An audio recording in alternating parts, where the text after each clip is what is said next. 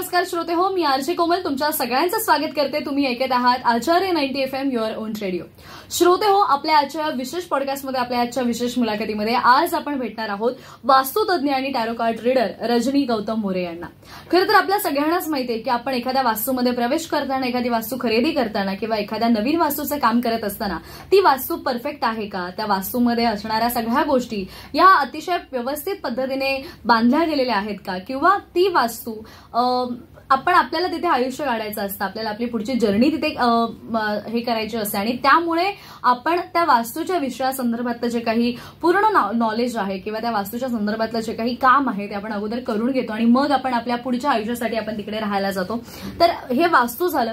ती वास्तू आपल्या केवळ घरच नाही, आपण ज्या कामाला जातो ते कामाचं ठिकाण असू शकते किंवा आपल्या जवळची जी आपल्या संपर्कात आहे अशी एखादी वास्तू. त्याचबरोबर टॅरो कार्ड रीडर, आपण आपल्या सगळ्यांनाच माहिती आहे की बऱ्याचदा आपण असं म्हणतो की माझं काम का होत नाहीये, मी एवढी मेहनत करतेय, कष्ट करते, मग पैसा दिसत नाहीये किंवा बरेच प्रॉब्लेम असतात, मला यश मिळत नाहीये. आपण म्हणतो की हा नशिबाचा काही भाग नाहीये किंवा काय. पण मला असं वाटतंय कुठेतरी मेहनत आणि लक फॅक्टर हा सुद्धा खूप जास्त मॅटर करत असतो. तर एकंदरीत आज याच सगळ्या विषयांवर आपण आज रजनी मॅडम यांच्यासोबत संवाद साधणार आहोत. रजनी मॅडम, तुमचं आचार्य 90 FM वरती खूप खूप स्वागत आहे. धन्यवाद.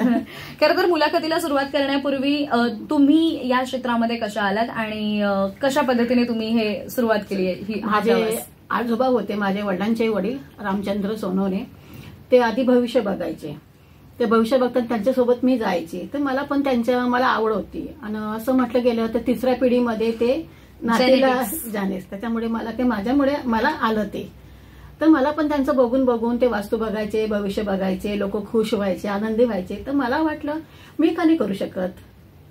आणि हे भविष्य बघून, वास्तू बघून खूप लोकांचे कामं होतात, ते खुश बघून मला खूप आनंद होतो. तर मी ह्या क्षेत्रामध्ये उतरली आणि लोकांचं मला भलं करायचं, त्यासाठी मला आवड पण आहे आणि लोकांचं मला भलं पण करायचंय. त्याच्यामुळे मी या क्षेत्रामध्ये उतरले, मला आवड आहे. बरोबर. पण या क्षेत्रामध्ये आल्यानंतर ऑफकोर्स शिक्षण सुद्धा खूप जास्त महत्वाचं आहे. तुम्ही याचं कुठे अगोदर शिक्षण वगैरे काही घेतलं? 6 वर्ष झाली इथं मी वास्तू शिकली आणि ज्योतिष पण शिकली, अंकशास्त्र पण झालंय माझं आणि टॅरो रीडर पण झालंय माझं. मी विद्या मॅम आहे त्यांच्याकडनं शिकली, रत्नापूर. ते माझे गुरु आहेत, विलास सर, विकास सर आणि हे डबल विलास सर, एकी पण झाली माझी. मी यांच्याकडनं शिकली. खूप मला यांना मार्गदर्शन मला खूप मिळालं आणि खूप चांगलं शिक्षण आणि मला दिलं. त्यांच्यामुळे आज मी इथपर्यंत पोहोचली. वा. खरं तर वास्तुतज्ञ म्हटल्यानंतर बऱ्याच जणांच्या अशा गोष्टी असतात की अरे माझा त्या गोष्टींवर विश्वास नाही किंवा मी त्या गोष्टी मानत नाही. तर अशा लोकांबद्दल काय सांगाल, म्हणजे की ही गोष्ट खरंच मॅटर करते? आधी लोकांना होतं वास्तू बाबा एवढं हे नाहीये, हे सर्व खोटे, पण तसं काही नाही. वास्तू म्हटलं म्हणजे आपण ज्या घरात राहतो आणि वास्तू म्हटलं हे 5 तत्वाने चालतं. अगं त्यातलं एक तत्व खराब झालं तर आपण म्हणतो आमच्या घरात भांडणं का होतात, आजार पण काय येतो, पैसा काय टिकत नाही. प्रत्येक लोकांना प्रॉब्लेम असतात. पण आपल्या घरांचा कुठंतरी कोपरा खराब असेल, तुमचं उत्तर आणि पूर्व इथं तुम्ही टॉयलेट बाथरूम ठेवलं असेल तर तुमच्या घरामध्ये आजार पण खूप वाढेल, पैसा पण टिकणार नाही. तुमचं किचन उत्तर दिशेला असेल तर तिथं बी तुमचा पैसा टिकणार नाही, आजार पण भरपूर असेल. लेडीज ऑफकोर्स म्हटलं लेडीज खूप आजारी असतात माणसापैकी. म्हणजे एक कॉर्नर असतात, हे खराब झालं. कारण 5 तत्वाने आपलं शरीर सुद्धा 5 तत्वाने चालतं, जसं घर पण 5 तत्वाने चालतं. त्याच्यामुळे वास्तू खूप मार्गदर्शन, वास्तूमध्ये तुम्ही व्यवस्थित करून घेतलं वास्तुतज्ञांकडनं तर खूपच फायदा आहे. अच्छा. आपण नुकतेच म्हणालो की ज्या प्रत्येक गोष्टीची जी जागा असते, म्हणजे अग्नी म्हणा, पाणी, जल म्हणा, या सगळ्यांची गोष्टी जागा ठरलेली असते. तर जर मला एक उत्तम घर किंवा सगळ्या गोष्टी जर मला व्यवस्थित व्हाव्या असं मला वाटत असेल तर माझं जे घर आहे त्या घरामध्ये कोणत्या गोष्टी कोणत्या दिशेला असणं गरजेचं आहे? उत्तर आणि पूर्व हा कॉर्नर एक पहिला कॉर्नर आहे. हे फर्स्ट प्रायोरिटी असतं, पहिला आधी ते बघायचं. आणि पूर्व हे सेकंड. आणि तुम्ही पश्चिम आणि दक्षिण हे तुम्ही घेऊ शकता. आणि दक्षिण आणि पश्चिम हे कधी चुकून, हा दरवाजा कधी चुकून घेऊ नका, यांची एंट्री घेऊ नका. ती घेतली तुम्ही 10 वर्ष चांगले राहणार, नंतर तुमचे प्रॉब्लेम खूप वाढणार.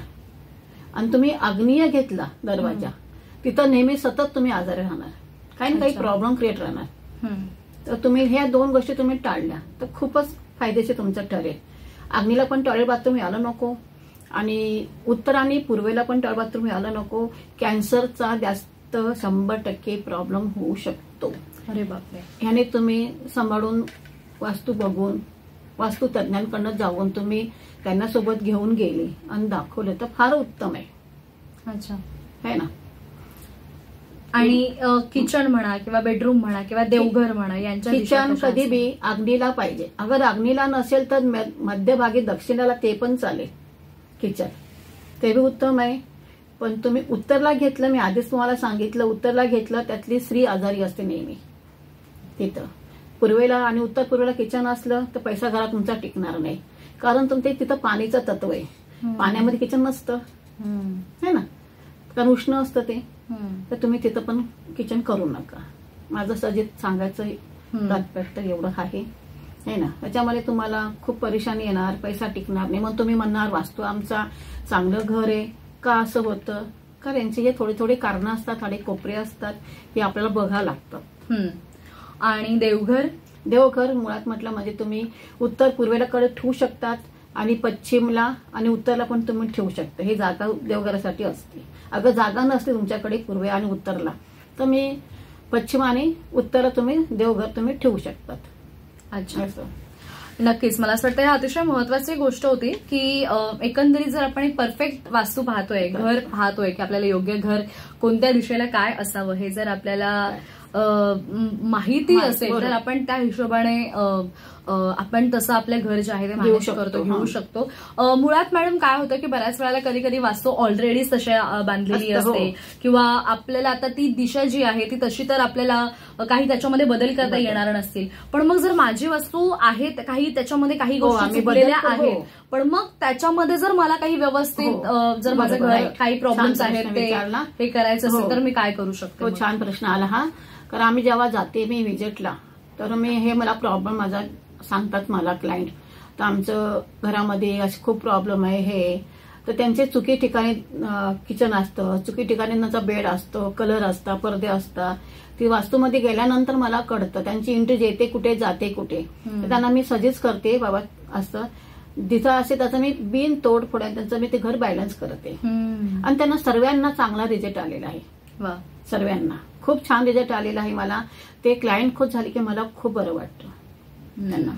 पण मग त्याच्यामध्ये तुम्ही काही काय आम्ही त्यांच्यामध्ये वस्तू ठेवायला देतो. आम्ही त्याच्यामध्ये ज्या ठिकाणी वस्तू खराब असेल, कोपरे खराब असतील त्या ठिकाणी आम्ही बॅलन्स करतो. अच्छा. आम्ही वस्तू ठेवतो तिथं बिन तोड फोडून आम्ही वस्तू तिथं ठेवतो आणि बॅलन्स करतो. आणि कलर चेंज करायला सांगतो आणि थोडेसे पडदे चेंज करायला सांगतो. बरोबर. सो काही गोष्टी आहेत जे रंग आपण करू शकतो. करतात. कलर सुद्धा आपल्याला आपल्या जीवनामध्ये खूप मॅटर करतात. पडदे सुद्धा आपल्याला खूप मॅटर करतात. कारण तुम्ही पूर्वे उत्तरेकडे लाल कलर नाही लावू शकत. बरोबर. आणि दक्षिण साईडला तुम्ही निळा कलर लावू शकत नाही. अच्छा. हे पण कलरचे पण खूप हे असतात. बरोबर. ज्या ठिकाणी हाय तत्व त्या ठिकाणीच तुम्ही लावू शकतात. अच्छा. असं असतं. बरोबर. नक्कीच आपण कलर याविषयी अजून थोडंसं जाणून घेऊयात. जसं की आपण म्हणतो की बऱ्याच वेळेला कलर जो आहे तो आपापल्या रंग जो आहे हा आपल्या घराचा रंग आपण ठरवत असतो की माझ्या घराला कोणता रंग उठून दिसेल किंवा कोणता नाही. तर मोस्टली घराला रंग देताना किंवा घराला रंगकाम करताना कोणता रंग आहे ज्याचा विचार करायला हवा.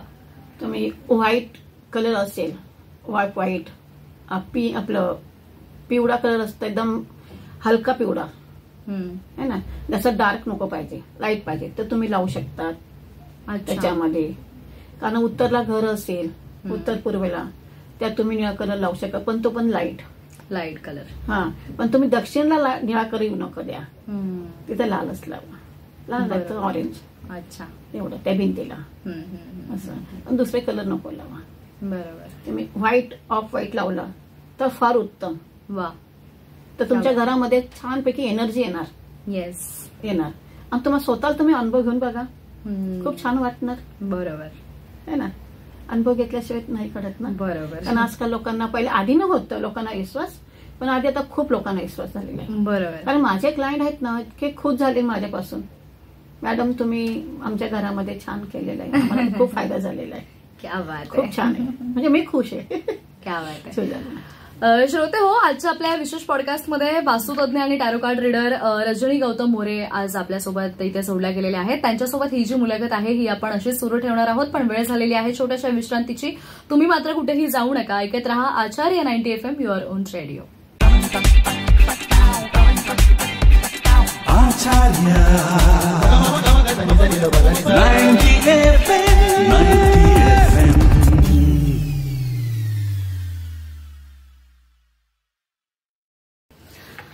हॅलो हाय नमस्कार श्रोते हो, पुन्हा एकदा छोट्याशा विश्रांतीनंतर मी आरजे कोमल तुमच्या सगळ्यांचं स्वागत करते. तुम्ही ऐकत आहात आचार्य 90 FM युअर ओन रेडिओ.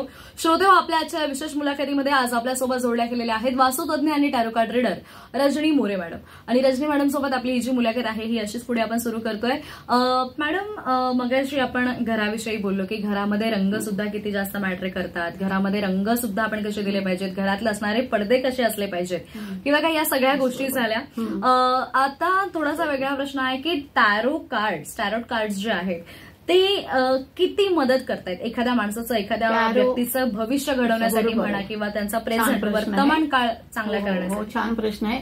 आधी टॅरो कार्ड म्हटलं म्हणजे लोकांना वाटायचं टॅरो हे भविष्य, टॅरो कार्ड काय बघायचं, हे बरोबर नसतं, खरं नसतं. हे लोकांच्या मनामध्ये भरपूर लोकांचे असे प्रश्न होते आधी. पण टॅरो कार्ड खरोखरच छान आहे, त्यांच्यामध्ये खरोखर सच्चाई आहे आणि ते खरं कार्ड सांगतात.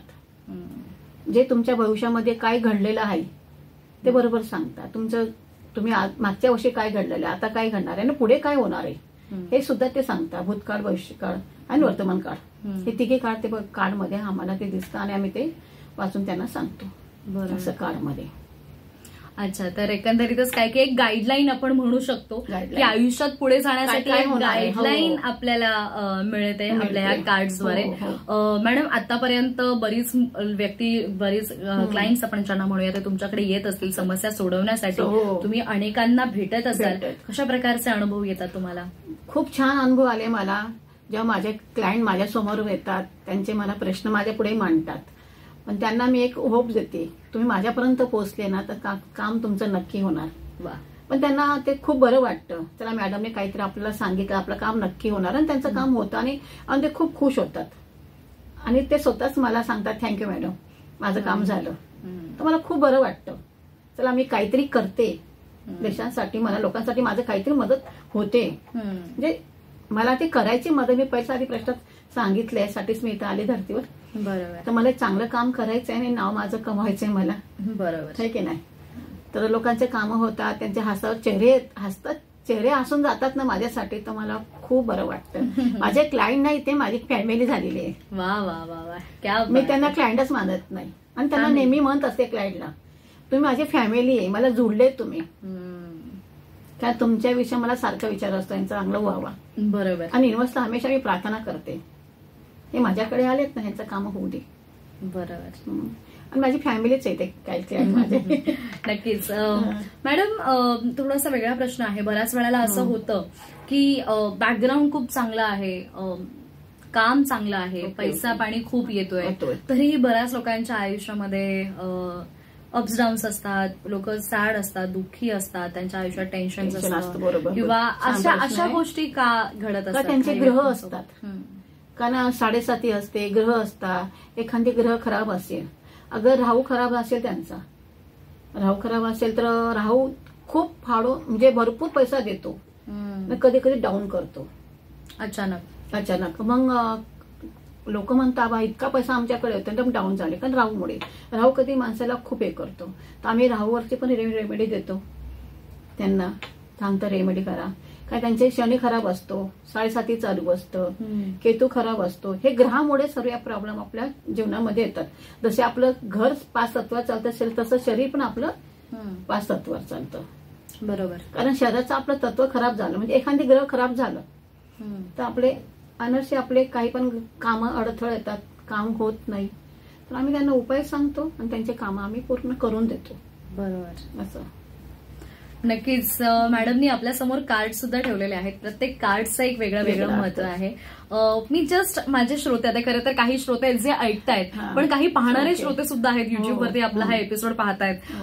एखादं कार्ड ज्याचं काहीतरी महत्व आहे किंवा काय असं आपण एखादं कार्ड उचलून त्यांना त्याचं महत्व सांगू शकतो? काही हरकत नाही, आपण काढूया.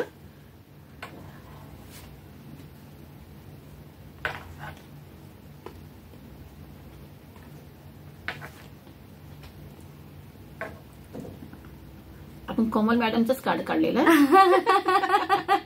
बापरे.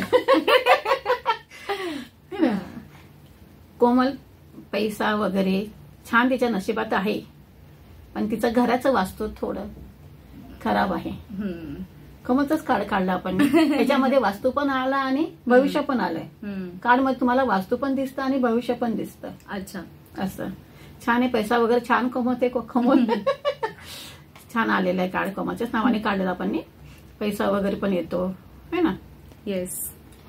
आणि घराचं थोडं त्यांचं वालं घर खराब, घरामध्ये आहे त्यांचं थोडंसं खराब आहे. वास्तू त्यांचा दोष आहे घरामध्ये. ओके. मी तुम्हाला एक रिक्वेस्ट करेन, फक्त हे जे कार्ड्स आहेत हे आपण फक्त इथे श्रोत्यांना इथे दाखवूयात प्रेक्षकांना. सो हे 3 कार्ड्स आपण काढले मॅडमनी आता, आणि पण प्रत्येक कार्डचा काही अर्थ असेल तर तुम्ही तो सांगा त्या कार्डचा. तर हे जे पहिलं कार्ड आहे, म्हणजे मी इथे श्रोत्यांना दाखवू शकते का? हा, तर येस पेंटिकल कार्ड आहे. हे कार्डचा अर्थ आहे पॉझिटिव्ह कार्ड आहे.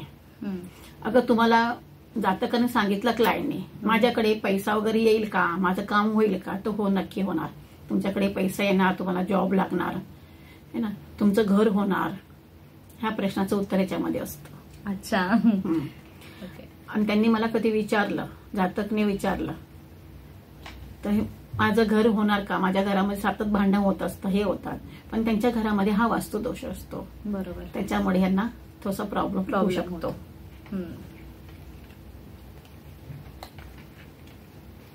जातकला कधी प्रश्न आला मी बाहेरगावी जाऊ शकते का, मी हे कार्ड पण खूप पॉझिटिव्ह आहे. येस चांगलं कार्ड आहे. कारण ह्याचे येलो कलर आहे आणि घोड्यावर सवार आहे, हातामध्ये चक्र आहे. हे बाहेरगावी जाऊ शकता, ह्यांचे कामं नक्की चांगलं होणार आणि पूर्ण होणार. जे विचार केला असेल त्यांनी ते पूर्ण व्हायला मदत होणार, पण हळूहळू जाणार, एकदम जोरात नाही. कष्ट भरपूर आहेत. कष्ट भरपूर आहेत. कष्टाशिवाय फळ नाही. मेहनत तर घ्यावी लागते. मेहनत शिवाय फळ नाहीये है ना. तर हे कार्ड पेंटिकल हा कार्ड है ना. तर हे असे 3 कार्ड होते जे आपण आता एक म्हणजे जस्ट आपण एक डेमो पाहिला की कशा पद्धतीने ते कार्ड्स निघतात किंवा प्रत्येक सो प्रत्येक कार्डचे काहीतरी मिनिंग आहे की तुम्हाला ते कार्ड्स काय सांगतायत. तर मला असं वाटतं की कार्डमध्ये तुम्हाला घरावरनं पण समजतं आणि पैशा जे तुमचा प्रश्न असेल ते कार्डमध्ये तुम्हाला निश्चित माहित पडतं, निश्चित दिसेल. असं असतं कार्डमध्ये. नक्कीच. तर श्रोते हो, मला असं वाटतं आपण अजूनही बऱ्याच गोष्टी आहेत ज्या मॅडमकडून इथे जाणून घेणार आहोत, पण वेळ झाली एका छोट्याशा विश्रांतीची. तुम्ही मात्र कुठेही जाऊ नका. आचार्य 90 FM वरती छान सुंदर मनमुराद गाण्यांचा आणि कार्यक्रमांचा आस्वाद घेत राहा. आजच्या आपल्या विशेष मुलाखतीमध्ये आज आपल्यासोबत जोडल्या गेलेल्या आहेत वास्तुतज्ञ tarot card reader Rajni More madam, आणि त्यांच्यासोबतची जी मुलाखत आहे ती आपण अशीच सुरू ठेवूयात. ऐकत रहा आचार्य 90 FM your on radio.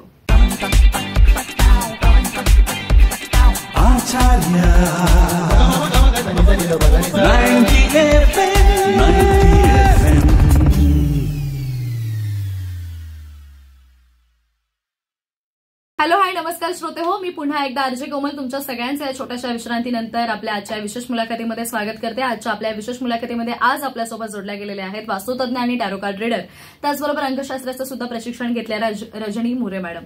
Rajani मॅडमकडून आपण नुकतेच मगाशी एक जस्ट एक्झाम्पल म्हणून पाहिलं की कार्ड्स तुमचे काय तुमच्याबद्दल सांगतायत किंवा कार्ड्स काय तुम्हाला सांगून देऊ शकतात किंवा कार्ड्स जे आहेत ते तुम्हाला तुमच्या आयुष्यात पुढे जाण्यासाठी कशा पद्धतीने मदत करू शकतात किंवा एक रस्ता तुमची पायवाट ठरू शकतात. तर आता अंकशास्त्र याविषयी सुद्धा बोलायचंय. मॅडम, आपण बऱ्याच वेळेला बघतो की अंक खूप जास्त मॅटर करतात. म्हणजे तुमचा नंबर काय सांगतो हे खूप जास्त महत्वाचं आहे. तर हे अंकशास्त्रज्ञ नक्की तुम्ही त्याचा अभ्यास तुम्ही कसा केलाय आणि अंकशास्त्र हे किती महत्वाचं आहे प्रत्येकाच्या आयुष्यामध्ये? विद्या मॅम कडनंच मी अंकशास्त्र केलेलं आहे. अंकशास्त्र हे आपल्या जीवनामध्ये खूप महत्वाचं आहे. आणि आपण मुलांक काढतो, आपला भाग्यांक असतं. भाग्यांक आपला हाच आपला अंक असतो. ओके. भाग्यांकानुसार आपलं भविष्य चालतं, आपलं जीवन चालतं. आणि आपण जे पण काम करतो तर भाग्यांकामुळे आपण ते काम करू शकतो. बरोबर. आपण गाडीचे नंबर, आपला मोबाईल नंबर हे अंकशास्त्रावर चालतं. आणि ते खरोखर आहे, ते छान घेतलंच पाहिजे आणि काढलंच पाहिजे. ते त्याच्यात आपलं नशीब उजळतं. असं म्हणायला हरकत नाही. अंकशास्त्र बी खूप महत्वाचं आहे. त्याच्याने तुम्ही लग्न करता, तुमचं जॉब करता, करिअर बघता, ते अंकशास्त्रानुसार तुम्हाला कळेल की तुमचं लग्न टिकेल किंवा नाही टिकेल. भाग्य अंकावरनं तुम्हाला किती मुलं होत नाही हे त्याच्यानुसार सुद्धा तुम्हाला कळतं. मुलांवरून आणि भाग्यावरनं. बरोबर. ते तुम्हाला सुद्धा त्याच्यावरून तुम्ही बघू शकता. बरोबर. असं तर जसं की आपण म्हणालो की बऱ्याच वेळेला जन्मतारीख तुमची विचारात घेतली जाते, तर जन्मतारखेचा आणि ह्याचा आपण कसा संबंध लावू शकतो? आता जन्मतारीख, आता जसं की तुम्ही सांगितलं की मी गाडीचा नंबर बदलेन, मी माझा मोबाईल नंबर तसा घेईन, पण आता जी जन्मतारीख आपली आलेली आहे ती तीच आहे, तर त्यानुसार आपल्याला जर काही चेंजेस करायचे तर आपण काय करू शकतो? त्याच्यानुसार आपण जे आपली जन्मतारीख आहे त्याच्यानुसार आपण ते भाग्यांक, मुलांक आपण ते काढू शकतो. त्याच्यावरूनच आपल्याला गाडीचा नंबर आणि मोबाईल नंबर त्यातून आपलं ते काढून त्यांची सर्व मोजणी करून आपलं ते आम्ही ते देतात. अच्छा, नक्कीच. मला असं वाटतं हे सुद्धा खूप महत्वाचं आहे. मॅडम, यामध्येच अजून एक विषय येतो तो म्हणजे राशी. प्रत्येकाची रास जी आहे ती बऱ्याच गोष्टी सांगून जाते, तर तुमचा हाही अभ्यास झालेला आहे. रास जी आहे ही मानवाच्या, प्रत्येक मनुष्याच्या आयुष्यात पुढे जाण्यासाठी किती महत्वाची ठरते? खूप महत्वाची असते. आता रास म्हटलं म्हणजे आपण भविष्य बघतो, राशीनच बघतो. आता आपण म्हटलं मेष राशी आहे, आता माझ्याकडे भरपूर क्लायंट पण येतात राशीचे.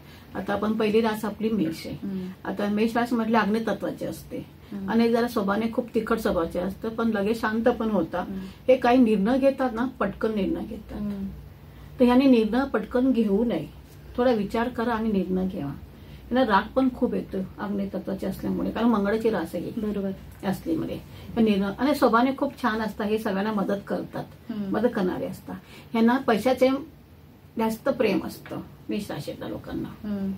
तर ह्याने सांभाळून कधी, आणि ह्यांना मित्रांपासून थोडंसं लांब राहिलं आणि स्वतःचा सल्ला घेतला आणि याने नोकरीपेक्षा आणि व्यवसाय कधी केला मेष राशी लोकांनी तर फारच चांगलं. अच्छा. ह्यांना व्यवसायामध्ये खूप पुढे जाऊ शकता हे लोक, कारण मंगळाची रास आहे, याचं तत्व आहे अग्नी यांचं तत्व आहे, स्वामी यांचा मंगळ आहे. तर ह्यांनी नाही का जेणेकरून यांनी जॉब करावा. ओके.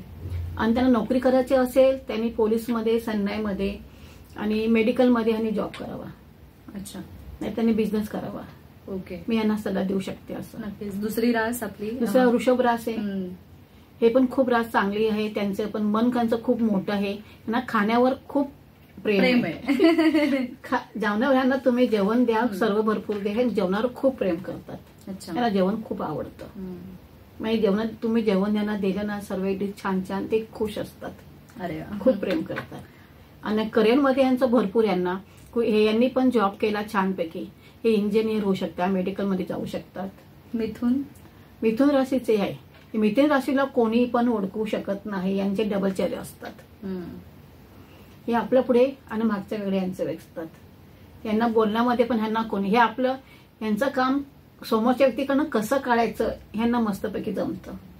छानपैकी काम करून आपलं मोकळे होतात स्वभावाने. त्याला तिखट स्वभावाचे असतं हे, तर यांचं काम करताना यांची स्टाईल खूप वेगळी असते. या समजू शकत नाही यांना. आणि शांत स्वभावाचे असते, कमी बोलतात मिथुन राशीचे लोक. ओके. चेहऱ्यावरनं असते किती शांत आहे व्यक्ती, पण हे कामामध्ये स्पट असतात. यांना जॉबमध्ये इंटरेस्ट नसतं, यांना बिझनेसमध्ये इंटरेस्ट असतो आणि त्यांनी बिझनेसच करावा मिथुन राशीच्या लोकांनी. आणि त्याचे डबल चेहरे असतात ना. बरोबर. यांनी बिझनेस करावा माझ्या मते. पुढची रास आपली कर्क रास असते. चौथी रास आपली कर्क आहे. कर्क राशीचे लोक खूप स्वभावाने मायाळू, मन मोकळेपणे, सर्वांना प्रेम देणारे, खूप छान रास असते. पण हे जे काही काम करतात ना, यांना सफलता नाही भेटत. तिथंच हे त्यांचं नुकसान खूप होतं. ओके. यांनी हमेशा विचारपूस करून, मोठ्यांचा सल्ला घेऊन यांनी कधी काम केलं तर यांच्यासाठी खूप बेटर आहे. अच्छा. असे. आणि पाचवी रास सिंह रास असते. सिंह राशीचे लोक नाही का, मी पणा यांच्यामध्ये भरपूर असतो, कारण मी राजा, सिंह म्हणजे राजाच ना. हो. यांचा मी पणा भरपूर असतो. हे कोणालाही ऐकत नाही. बरोबर. आणि सिंह राशीचे लोक चूक मान्य करत नाही. मीच आहे, मीच बरोबर आहे. ओके. त्यांनी थोडंसं मीपणा साईडला ठेवला आपली चूक मान्य कधी केली तर यांचं पुढे खूप वैभव पण होईल आणि यांचं चांगलं पण नाते पण पुढे जाऊन छान चांगले सुधारते. बरोबर. यांनी कधी केलं सिंहराशीच्या लोकांनी तर खूपच चांगले माझ्या मते असं त्यांनी केलं सिंहराशीचं. नंतर आली आपली कन्यारास. कन्यारास पण खूप चांगली आहे, लोकांची मदत करणारी आहे. कारण मानव कन्या म्हटलं म्हणजे माणसासारखी रास असते ती. धावपळ जीवनामध्ये भरपूर करतात पण त्यांना यश मिळत नाही. ते कष्टच त्यांना करावं लागतं ना. कष्ट करून कोण आपलं समाधान मानायचं ते आपल्या समाधान मध्ये. आणि त्यांना असं असतं मला आज भेटलं ना भरपूर झालं, मी खुश आहे असं असतं. 7वी रास तुळे. तुळाचे लोक कसे असतात, आपल्याला खूप प्रेम करणारे असतात, दुसऱ्या भरभराट प्रेम देतात पण त्यांना समोरून तेवढं प्रेम भेटत नाही. आणि ते कामामध्ये पण खूप असतात, कुठलेही काम म्हटलं ते कधी नाही म्हणत नाही. पण ज्याचं त्यांचं भलं असेल पैशामध्ये ते काम ते पहिलं करतात. बरोबर. कारण त्यांना नको आपल्या इथून काहीतरी आपला फायदा होते तर आपण काम करावं. त्यांचं तसं पण त्यांचं असतं. आणि कामाला पण कुठल्या कामं जातात, बिन कामाचे कुठे ते जात नाही. बरोबर. करेक्ट. तर शुक्राची रास येते तुळशीचे लोक.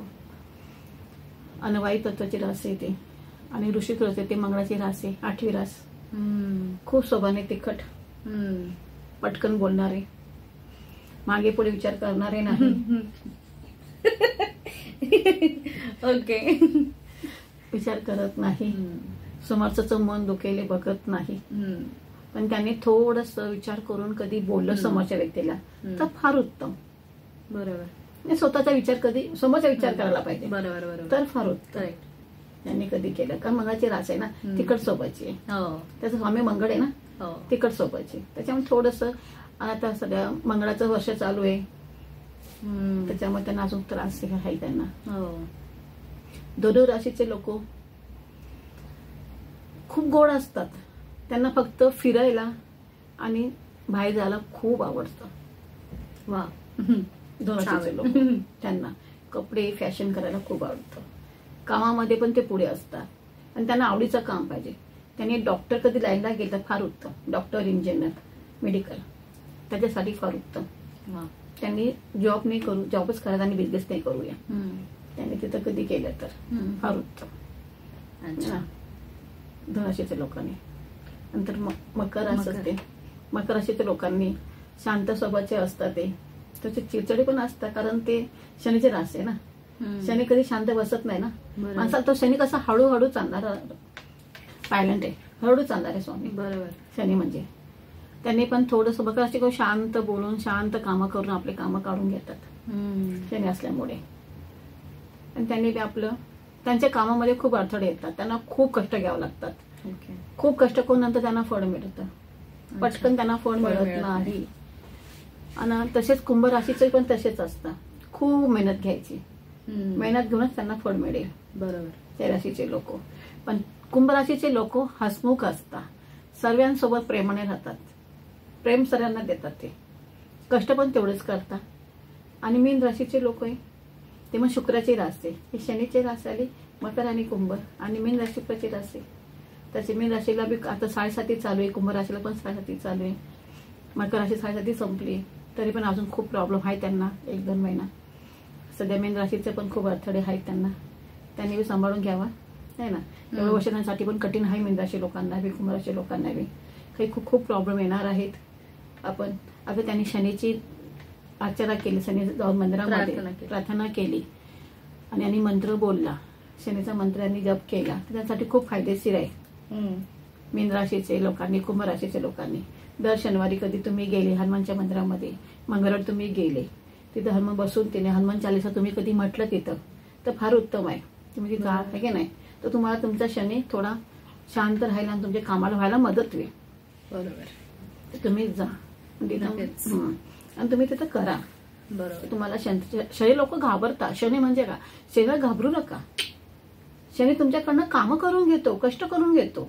कष्टाला घाबरू नका. कारण तुम्ही चांगले कामं करा, कष्ट करा. शनी म्हणतो तर शनी खुश होतो, तुम्हाला भरभरा तुम्हाला देतो. आणि तुम्ही कष्ट करा, कष्टाला घाबरू नका. तुम्ही शनीच्या पायाशी जा, तुम्ही नमस्कार करा, दिवा लावा तेलाचा, शनिवारच्या मंदिरात जावा, हनुमान चालीसा बोला, तुम्ही ओम शब्दाचार्य नमः हा मंत्र बोला, तर तुम्हाला खूप फायदा मिळणार. बरोबर. आणि तुम्ही पुढे जाणार. बरोबर. तुम्ही बिझनेस करा, त्याच्यामध्ये शनिवार नक्की मदत करणार. अच्छा. तर मला असं वाटतं आज या 12 राशींचा एकंदरीत जो काही स्वभाव आहे किंवा सध्या काय कोणत्या कशा गोष्टी सुरू आहेत, ही अतिशय महत्वाची गोष्ट आज आपल्याला रजनी मॅडमने इथे सांगितली आपल्याला. आणि यानंतरही बऱ्याच म्हणजे आज त्यांनी खरं तर आपल्याकडे वेळेची मर्यादा आहे म्हणून तरी त्यांनी आजच्या आपल्या वेळेमध्ये एकंदरीतच वास्तुतज्ञांना भेटणं किती महत्वाचं आहे, वास्तुशास्त्र किती महत्वाचं आहे, त्याचबरोबर टॅरोट जे काही आपले कार्ड्स आहेत ते आपल्याला पुढे भविष्यासाठी किंवा आपला प्रेझेंट आहे तो चांगला जगण्यासाठी टॅरो कार्ड कशा आपल्याला मदत करतात, अंकशास्त्र माणसाच्या आयुष्यामध्ये किती महत्वाचं आहे, राशीनुसार आपली जी काही कामं होत आहेत ती कामं कशी आपली व्यवस्थित पुढे झाली पाहिजेत, एकंदरीतच या बऱ्याच सगळ्या गोष्टींविषयी आज आपण इकडे त्यांच्या जे काही गोष्टी आहेत त्या आज आपण इथे जाणून घेतल्या. मॅडम, यानंतर तुमची जी काही एक अविरत सेवा म्हणूयात आपण किंवा एकंदरीत लोकांना मदत करण्याचा जो काही तुम्ही पण घेतलेला आहे ते तुमचं काम तसं सुरू राहणार आहे, पण अजूनही तुम्ही काय त्या पुढच्या काही वर्षांमध्ये स्वतःला कुठे पाहताय? काय स्वतःला मी तर खूप लोकांचे मला काम म्हणजे लोक म्हटलं म्हणू शकत नाही, माझे क्लायंट माझी फॅमिलीच आहे. फॅमिली एवढी माझ्याकडनं मदत होईल माझ्या क्लायंटकडनं फॅमिलीकडनं, त्यांच्यासाठी मला करायचंय तर मी पहिले आधी बोललेली आहे. आणि पुढे मला खूप जायचंच आहे. पुढे तुमचा आशीर्वाद असेल नक्की पुढे जाणार. काय बात आहे. नक्कीच.